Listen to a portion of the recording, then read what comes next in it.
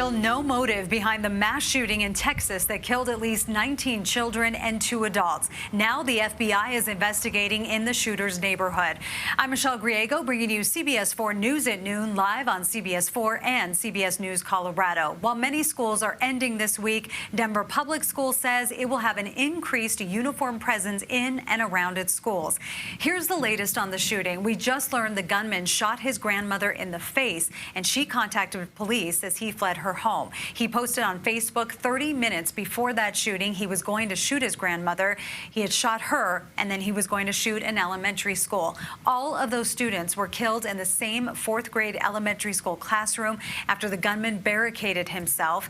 The state police were the first on the scene. Several officers were shot, as was a Border Patrol agent who responded. A tactical unit shot and killed the gunman.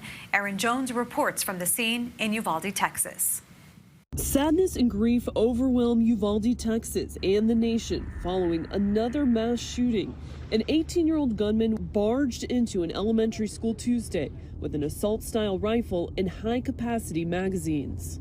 It just started shooting children and teachers that were inside that classroom, having no regard for human life, just a complete tragedy. Authorities say the gunman shot and wounded his grandmother before the school rampage. They are investigating what led up to the massacre. No friends, no girlfriends at this time that we know of, was unemployed, no criminal history, no gang affiliation. So we're trying to determine exactly what the motive was. At least 21 people, including 19 young children, died. In an address to the nation last night, President Biden called on lawmakers to take action. Why do we keep letting this happen? Where in God's name is our backbone to have the courage to deal with it and stand up to the lobbies? It's time to turn this pain into action. Some parents waited all night here at the Civic Center to see if their child survived the massacre. Authorities even using DNA samples to try and identify some of the victims. My daughter, Annabelle Guadalupe Rodriguez. Her name, she's only 10 years old.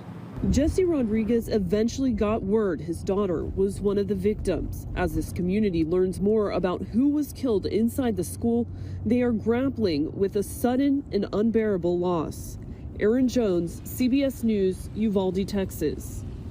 At a news conference just a short time ago, Democrat Beto O'Rourke challenged the narrative and was removed from that news conference. O'Rourke is running for governor in Texas, and he says there needs to be red flag laws and to change laws that would prevent 18-year-olds from buying military-style weapons.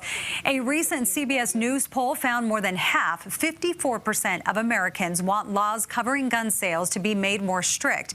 16% want them to be less strict, while 30% say they should be kept as is. The poll was taken 9 days ago after the racially motivated mass shooting in Buffalo and well before yesterday's shooting in Texas. And the poll takers say Americans remain starkly divided along political lines, with most Democrats favoring strict gun laws while most Republicans do not.